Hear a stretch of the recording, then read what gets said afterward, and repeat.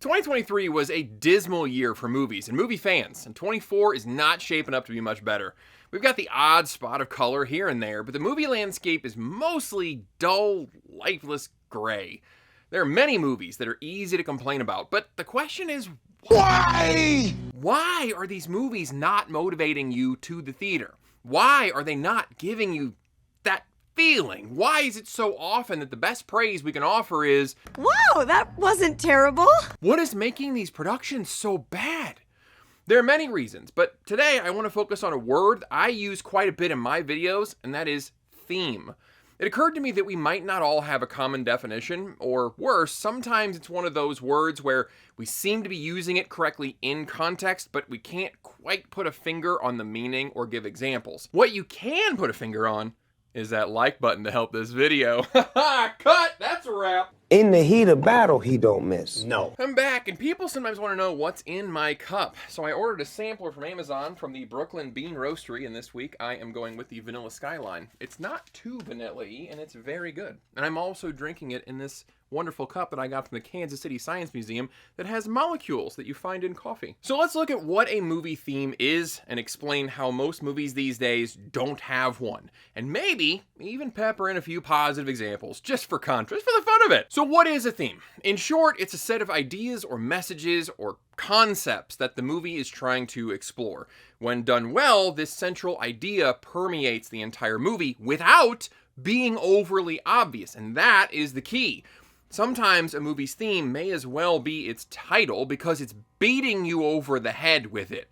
Other times, the theme turns into a message, or we sometimes call it The message. And it's not an exploration of a theme from different angles, it's a straight up op-ed, yelling its viewpoint at you and demanding that you accept it. Often, this is so much the main focus of the creator that they forget to weave in, story or character or anything. Honestly, it's just that bludgeon. Bang! Bang, bang, bang! Well, there wasn't a sickle, but there was a hammer. Don't Worry, Darling is a prime example of this. It was determined to be this feminist rallying cry, but it forgot to make the movie make sense. And the theme doesn't have to be one you agree with. It's all about the execution. Lots of conservative guys enjoy The Boys, even though it is exploring the negative sides of nationalism, religion, and masculinity. What's important is that it's a well-done show. A quality theme is usually, but not necessarily always, some kind of universal human experience or ideal. An excellent example of this is Shrek. Now look, I know DreamWorks has had some duds, but when they hit hard. Shrek explores a few themes, mostly around appearances and judgments, both internal and external. Sometimes they came right out and said it. Onions have layers. Ogres have layers. Onions have layers. You get it. Other times, they showed it to you with characters not being what they seem, or having to learn to accept themselves despite what others thought of them. The movie was a fun comedy first, and the exploration of the themes added depth. That's why this movie is a freaking classic. Even its villain was a part of its exploration. Lord Farquaad is small, literally and figuratively. Just like Swit's Lilliputians, Farquaad symbolizes the darker sides of the theme.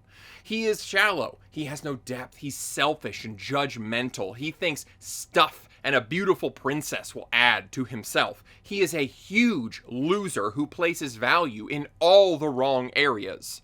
Do you think maybe he's compensating for something? Go back and watch Shrek sometime and see how these ideas of prejudice, self-worth, and not judging a book by its cover are all through this movie, and not in a neon sign distracting kind of way. Those themes are as much a part of that movie as Shrek, Donkey, or Fiona. And everyone can find ideas to connect with in that movie. Maybe we have been judged unfairly or been the one judging. Maybe we don't feel seen. Maybe we've built up emotional walls to keep people out. Shrek is built around ideas that everyone over the age of 2 can relate to, and that's why this kids movie is still relevant and enjoyable for everyone of all ages. It's an excellent movie. But modern movies have nothing to connect to. That's why you so often feel nothing when you're watching them. You watch a movie and you're just like, yep, I watched a movie. It was better than decent, it just wasn't great. You know, it was fine. If it were a meal, it would be like, oh, that's done. You know? Sometimes the people making them are self-aware enough to see their own cinematic ineptitude, so they attempt to force some emotion in. Right here is bestest boy Hopper from Wheel of Time. They made sure to tell you he's the best. Then killed him! You feel sad because a pet died, but there is no character to connect with that you feel this through. So it's empty and simply makes you hate the show for trying to manipulate you so obviously. This is why pacing is a big complaint in modern movies. It's a symptom of no theme. There is no connection between you and what is happening on screen, so you feel bored. Or everything is happening all at once because the characters themselves have no theme, so they don't act in a consistent way from scene to scene. They merely say and do whatever the script requires to get to the next scene and string some semblance of a plot together. That's why we get exposition dumps and sudden action and plot surges, because the lack of a cohesive idea for the movie prevents the writers from putting together natural sequences and dialogue. A recent example of poor pace due to lack of theme is Netflix's Damsel. This one has been torn to ribbons online, and deservedly so. To shreds, you say? This is a great negative example of a movie that is pure plot and nothing else. Its number one goal was to be edgy and subvert tropes. Oh, what's that? Damsels usually get rescued? Ah! Not in this one! There are many stories of chivalry, where the heroic knight saves the damsel in distress. This is not one of them.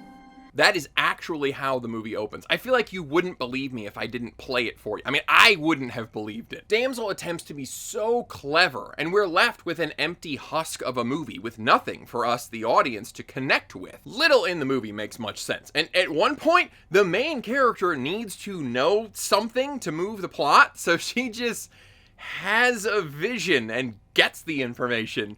They tried to play it like she was putting together some pieces, but it was an info dump vision, okay? Which seems to be a trend right now.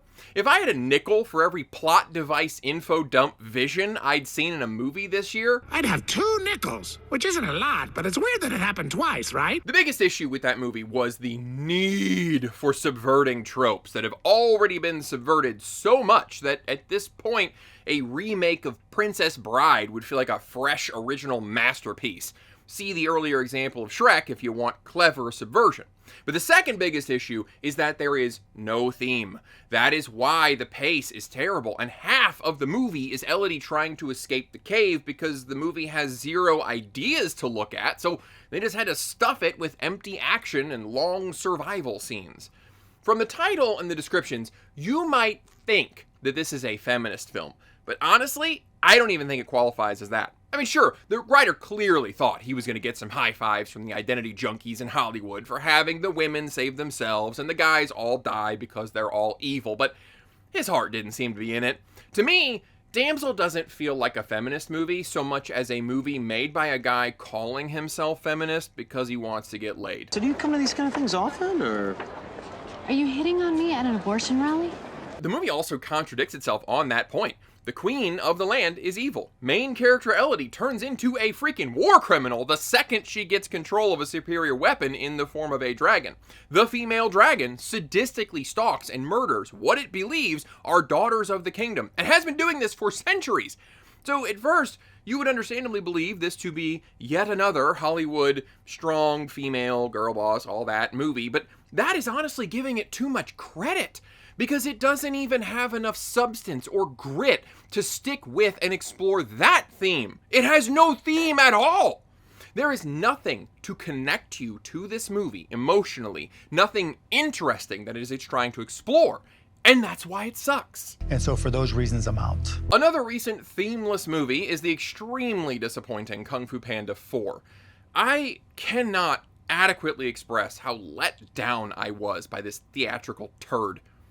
You ever think you're reaching for the last delicious piece of beef jerky, only discover that it's actually this desiccant pack? That experience would get you about halfway to how Poe's latest misadventure made me feel.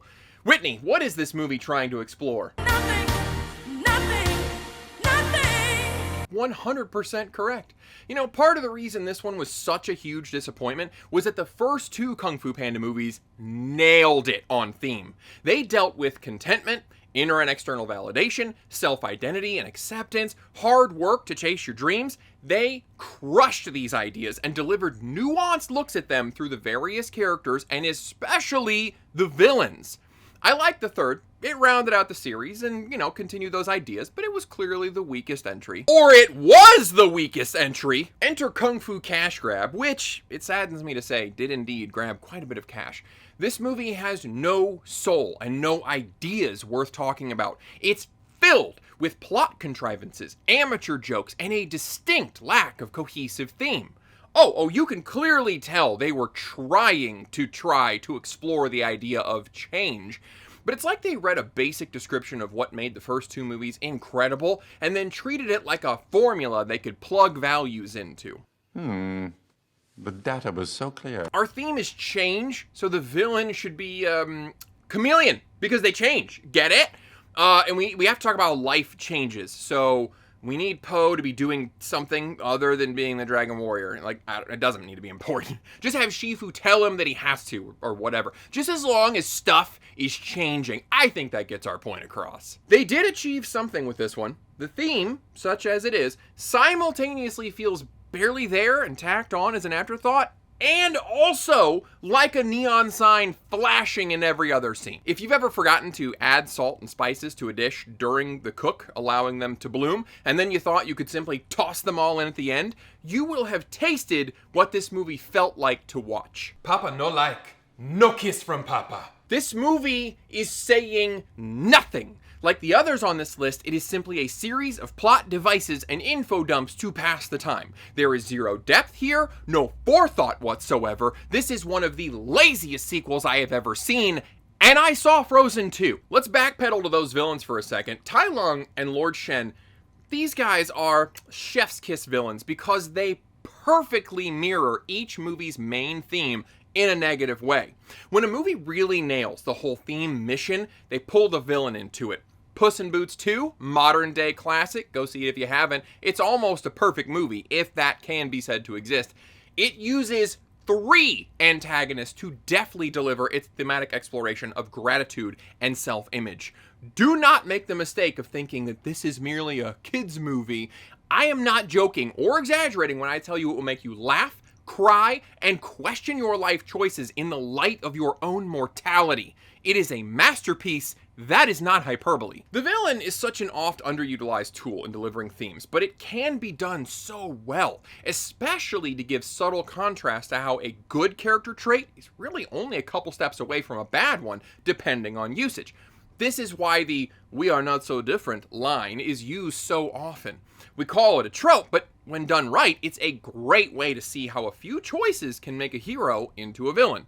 Dark Knight did this very well, especially with Heath Ledger's Joker. There is a tremendous amount of overlap in the two characters' methods, mindset, and public perception. You can find a plethora of essays and discussions about Batman's vigilante morality and whether he's actually a good guy or not. It's what makes him such a compelling character, and his battle with the Joker especially so complex. You complete me. You're garbage who kills for money. Don't talk like one of them. You're not. Speaking of villains and themes, the Marvels had neither. Now, this movie is a dead horse that deserves to be beaten so that hopefully future writers glue their stories together more cohesively. I don't want to dally on this one too long, but the lack of themes or characterization here is stunning. This paltry picture is pure plot, plowing past poignant principles, punting premises, plunging personality, and plundering previously prized properties to produce pauperized profits. Then, its proponents purported to paint the public as the provocateurs? Pitiful. The sad part is when you can see the potential, and this one had 2 big points.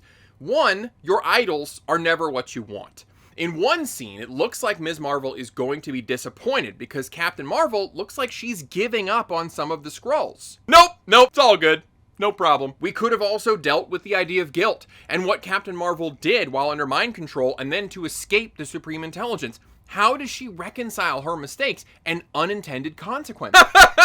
She simply reignited the sun. No problem. There is no struggle. There is no theme. This movie is barren. What makes this one especially bad is that it represents the writing downfall of a franchise that was killing it in terms of themes, storytelling, and characterization. Look back at some of the major icons of the MCU's foundation. Iron Man is a fan favorite, partly because he's suave and cool and snarky, but also because his character is a well-written look into a common human question. What if I'm not good enough? What if I'm not good enough to run my dad's company? What if selling weapons makes me not good enough? What if I'm not good enough to save every single person ever? Will signing this multinational accord make me good enough? Iron Man is a fascinating character because the MCU was able to keep exploring the same question for years in multiple ways as the character kept evolving, and it's a question many of us wrestle with as well. Captain America is another years-long attempt to answer one question. What does it mean to be a hero? Will being a soldier make me a hero? Does having muscles make me a hero? Does raising money for the war make me a hero? Is it heroic to sign those aforementioned accords or to fight against them?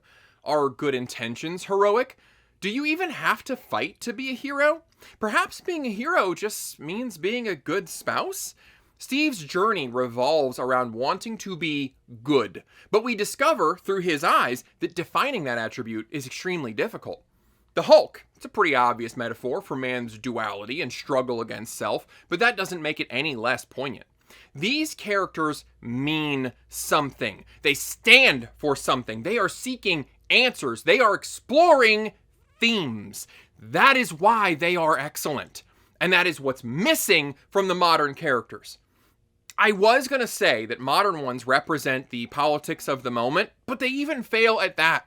What the new MCU represents is the desire of their production team to look like they are attempting to represent the politics of the moment.